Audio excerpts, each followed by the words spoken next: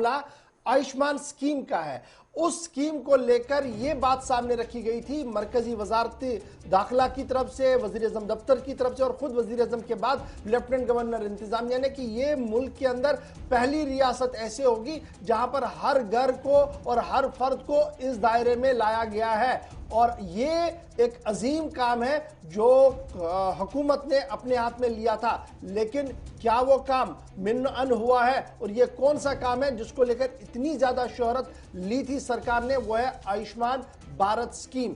Ayushman Bharat scheme के तहत यह ऐलान किया गया था कि अब आपको इंश्योरेंस होगी और इस इंश्योरेंस के दायरे में आपको रखा जाएगा। और अगर आप बीमार होते हैं, आपके घर का कोई अहले खाना बीमार होता है, तो सरकार उसका इलाज मुफ्त में करेगी। न सिर्फ वादी कश्मीर के अंदर, जम्मू सूबे के अंदर, बल्कि मुल्क के बड़े नामी गिरामी अस्पतालों के अंदर भी इसमें जो है आपका इलाज होगा। और सरकारी ज़राए के मुताबिक जो बात सामने रखी गई थी उसमें कहा गया था कि 5 लाख से ये इंश्योरेंस कवर आपका शुरू होगा और ये बढ़ते बढ़ते तकरीबन 20-25 लाख या 50 लाख तक भी जा सकता है। और इस सिलसिले में 218 अस्पताल जम्मू कश्मीर के अंदर नामजद किए गए और 24,000 अस्पताल जो थे वो पूरे मुल्क के अंदर रखे गए थे जहां पर इलाज किया जा सकता था। और 26/12/2020 को इस स्कीम का बाज़ाब्ता तौर पर इनॉग्रेट भी किया गया वज़ीर आज़म साहब की तरफ से दिल्ली के अंदर, और लेफ्टिनेंट गवर्नर साहब ने जम्मू कश्मीर के अंदर भी इसको हरी झंडी दिखाई।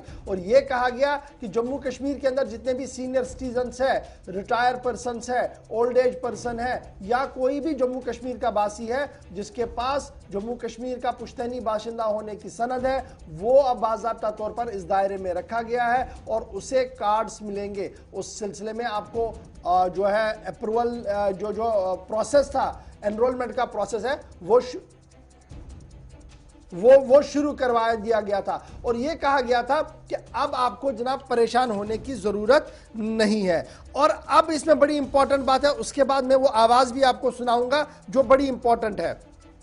देखिए, एडवर्टीजमेंट के अंदर एक बात साफ कर दी गई थी, सरकार ने जो एडवर्टीजमेंट दी थी, कहा था कि अगर आपको कोई क्वायरी होगी, क्योंकि बड़ी खबर यह है कि लोगों ने रजिस्ट्रेशंस मुकम्मल की हैं लेकिन अभी तक कोई कार्ड नहीं दिया गया। और जब कार्ड मांगने के लिए मुतल्लिका जिम्मेदारों से बात होती है, कह रहे हैं साहब ऊपर से भी आदेश नहीं आया है इसलिए हम कोई कार्ड बांट नहीं रहे हैं। नंबर 1। नंबर 2, जो हेल्पलाइन नंबर दिया गया है, पेन उठाइएगा, मैं हेल्पलाइन नंबर बताऊंगा, हम यहां पर डायल करेंगे, आप अपने घर में डायल कीजिए। हो सकता है हमारा नेटवर्क खराब हो, आपका नेटवर्क सही हो, इसलिए मैं फोन नंबर में बता देता हूं, 1800-233-554। एक बार फिर मैं नंबर बता देता हूं, 1800-233-554। ये इंक्वायरीज के लिए नंबर दिया गया था और उसमें यह कहा गया था कि अगर आपने कोई इंक्वायरी होगी तो आप इस नंबर पर कॉल करेंगे। आसिफ नंबर मिला रहा है, मैं आपको सुनाऊंगा कि इस नंबर की आवाज क्या कुछ आ रही है और किस तरीके से एक बड़ा मजाक जम्मू कश्मीर की आवाम के साथ किया जा रहा है सरकारी सतह पर। और लगातार बड़े इश्तिहारात दिए जा रहे हैं आयुष्मान भारत के, जबकि जमीनी सूरत हाल यह है कि नंबर भी इस वक्त नहीं चल रहा है। नंबर क्या है मैंने आपको बता दिया, 1800 के द्वारा डायल किया गया नंबर उपयोग में नहीं है। ये जनाब है इसका नंबर और ये इसका रिप्लाई है। The dialed number does not exist. Please check the number you have dialed.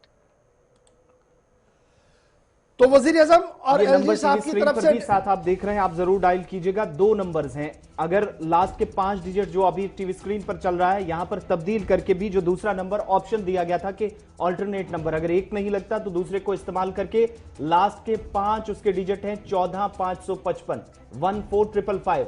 एक तो लगता ही नहीं, दूसरे पे जवाब ये मिलता है कि ये अमान्य है, यानी इनवैलिड नंबर है। ये किसी भी एजेंसी का, किसी भी शख्स का यूज में नंबर नहीं है, जो आमतौर पर आप बंद नंबर्स पर इस तरह के टोन सुनते हैं। वही आयुष्मान भारत स्कीम, और स्कीम का मकसद क्या था?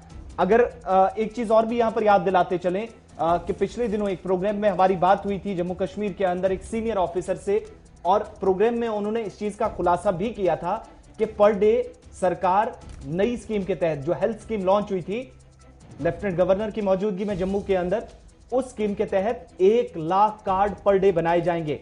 15 से 20 दिनों के अंदर उन लोगों के कार्ड्स भी पहुंच जाएंगे जिन्होंने ऑलरेडी इसके लिए अप्लाई कर दिया है।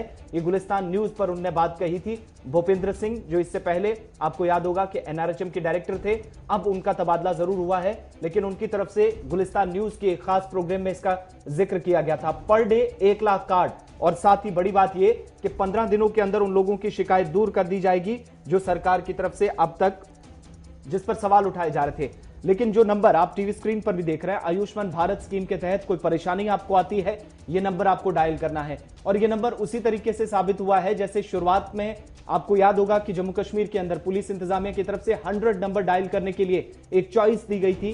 कहीं पर आपको परेशानी आती है तो इमरजेंसी में आप 100 नंबर डायल कीजिएगा, पुलिस को बुलाइएगा। लेकिन दर्जनों ऐसे केस आए थे जहां पर छेड़छाड़ के वाकये सामने आए थे, लड़कियों को, खवातीन को तंग किया गया था।